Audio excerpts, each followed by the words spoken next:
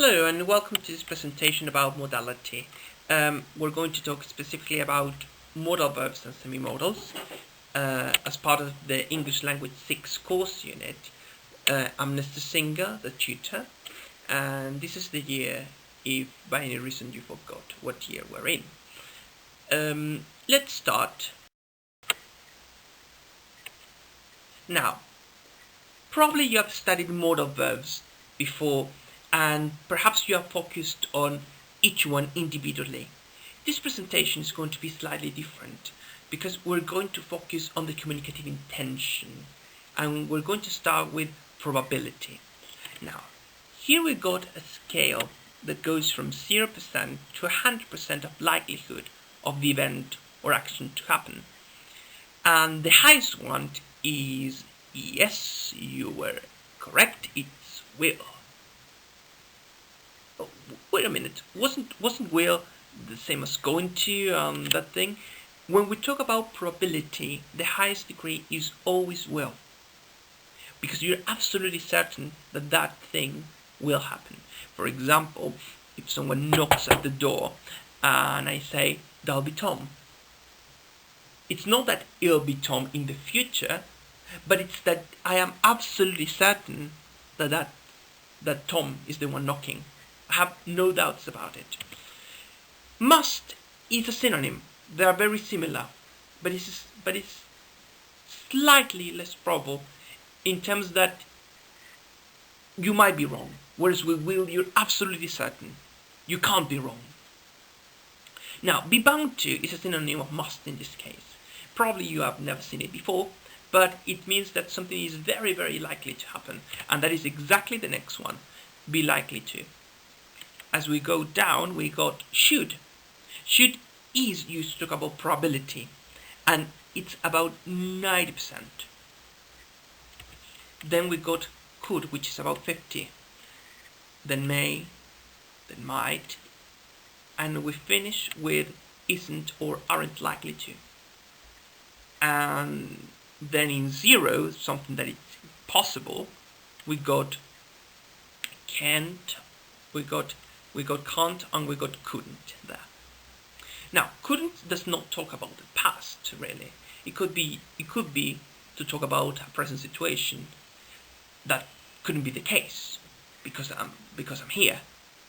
As you can see, it talks about the present, although the modal verb itself might be related to past, but that's something that we're going to discuss in other slide. This slide talks about ability, and we're going to first focus on present and future. Whenever we say ability, the first word that comes to our mind is the modal verb can. And here I also got an example with the semi-modal be able to. Now, they're both very similar. There are some minor differences. For example, be able to is less common, particularly when we speak, because it's longer. And it is a bit more formal in writing, but that will depend on the genre.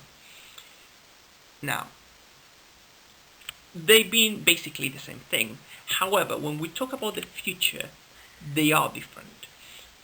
I can go to your house tomorrow, and people will be able to travel to Mars soon. Now, the second one has the adverb of time underlined. That means that it's a requirement in that sentence, because if you remove the adverb of time, then you got something in present. So the first thing, for can to talk about the future, you need an adverb. In the second one, I'll be able to travel to Mars soon. There is no need for an adverb because will itself gives the idea of future. Now, the main difference between the two is that I can go to your house tomorrow is an agreement, it's an arrangement between two people, it's a plan. Whereas the second one, it's talking about a future ability, the capability of doing something in the future. So they are different. Now, when we talk about the past, there are even more differences. Mary could read when she was 4. That means that it's a general past ability. How many times we don't know. We just know that when she was 4, she started reading. How many times is not relevant. It's a past general ability which could have happened many times. We don't know. On the other hand, we got, I was able to repair my computer. Now, when you read that sentence with no further context, you automatically know that it's something that happened only once. Just by looking at it, you know that it happened only once. So that's the main difference between the two in past. Now, when I say couldn't, Marie couldn't read when she was 4. And if I say I couldn't repair my computer, couldn't can be used to talk about a general ability and a specific situation. It can work in both cases.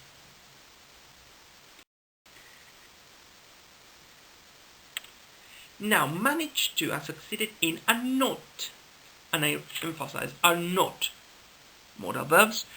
They're lexical verbs, but they have the same connotation. They convey the same meaning, that of ability. I was able to call her after all. I managed to call her after all. I succeeded in calling her after all. The reason here that we got a verb in ing is because it follows a preposition. And remember, there are a few golden rules in English. One of them is, if a verb follows a preposition, it takes the ing form. Always. That's something that never changes. That is the case with succeeded. Now, all these sentences are in affirmative. I want to show you what happens when they are in questions and when they are in negative.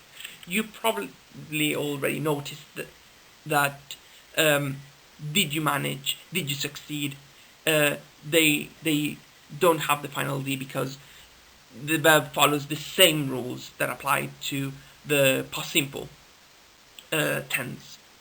So as you can see, you should bear those things in mind. I didn't manage to, I didn't succeed in. So be careful, particularly when conjugating those verbs. They stick to the same rules as any other verb in past simple. Now, with advice, probably the first word that comes to your mind is should. You should go to the doctor because I think it's a good idea. Now, ought to is basically the same thing. It's common when you speak. It happens. The only difference is that because you got ought to, that means that you have an infinitive there. So that'll be pretty much all the difference. Now, had better go to a dentist. There are different visions here. Some textbooks say that had better is just the informal version of should when we speak, and that's all. Whereas other textbooks refer to it as an element which shows that you should do something because otherwise something bad will happen. You'd better go to a dentist in this case would mean that if you don't go, the situation would be bad. It would be even worse. If you don't go, it will be bad. It will be worse. So you should. Now, you must go to a dentist. That is a very strong suggestion. You could even argue that it's an obligation, but it depends on who is saying that. If I tell you as a friend you must go to the dentist, it's a very, very strong suggestion. Basically, as that was a great movie, you must see it. It's the same thing. A very, very strong suggestion. The second condition is also used when you want to talk about suggestions. If I were you, I'd. In negatives, I just wanted to show you how they're created. Ought not, or the contracted form, oughtn't. Just to give you an idea, the latter one is not very common. It's not common when we speak, it's not common when we write, so there's very little point in knowing it. But just in case it's there. And this is very important. In the case of had better, the not goes after the better. Had better works as a single unit, and therefore the not goes afterwards. Note hadn't better. That's not how you do it. So be careful with that one. And now we're going to talk about obligation. We got must and have to. when I say I must study for the test, that is an internal obligation. I feel that I need to study because otherwise I will fail miserably. My parents will kill me, and in any case, you feel that it's something that comes from you. On the other hand, have to is an external obligation. I have to wear uniform at school. I have no choice. It's the regulations, so I have to do it. There's no other way. Now, those are the two main differences. However, there is another one.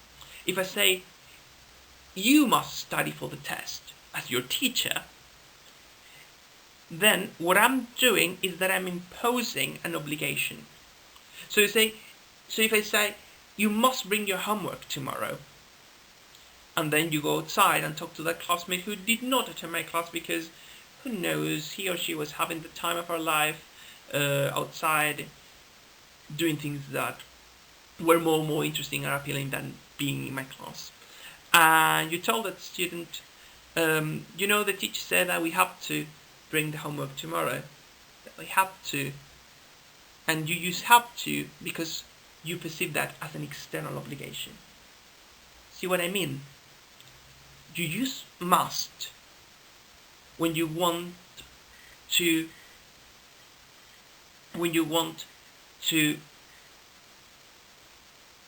impose an obligation on somebody else. That is when you use must. It is usually used by people who are in a higher position than you. That is to say, bosses, parents, teachers, etc. So those people use must to give rules, and you accept them as external and report them with have to. Does that make any sense?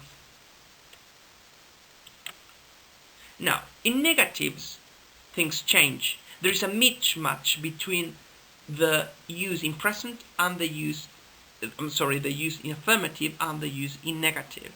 So we have to be aware of that. When you say you don't have to come tomorrow, that means that there is no need for you to come. There is a lack of necessity there. But when I say you mustn't come tomorrow, it's a prohibition. And in past, there's only one option. Whether we're talking about internal, external, whatever, you use have. You use the verb had. I had to do it. And again, in negative it would be I didn't have to do it, or did you have to, etc. And that is exactly what we're going to discuss in the next slide. Okay, so now on this slide we're going to discuss need and needn't. Needn't basically means don't need to or don't have to. That is, that there is no need to do something. Now, needn't and don't need to are basically the same thing. However, there is a tiny minuscule difference between the two. Needn't usually tends to talk about an immediate necessity, and therefore the authority comes from the speaker, whereas don't need to usually refers to a general necessity and the authority does not come from the speaker itself. Now, for example, if I say, you needn't come tomorrow if you don't want to, that means that I'm telling you, there's no need to. I am the one authorizing you. However, if I say, you don't need to, you don't have to spend a fortune to get fit, it's just a general remark. It doesn't come from me, there is no authority whatsoever. It's just something that is not necessary. Need can be used as an auxiliary verb if you want to, and in that case it's followed by a verb infinitive both in negative and in questions, as the example depicts. Need I go there? When we use them in past, there is also a difference. In the previous case, it's minusculous, and if you get it wrong, nobody would tell you, oh, there is this inaccuracy in what you were saying. However, in negative, in past, if you get this wrong, you might get the wrong meaning. When you say didn't need to, that means that something was not necessary, and therefore you didn't do it.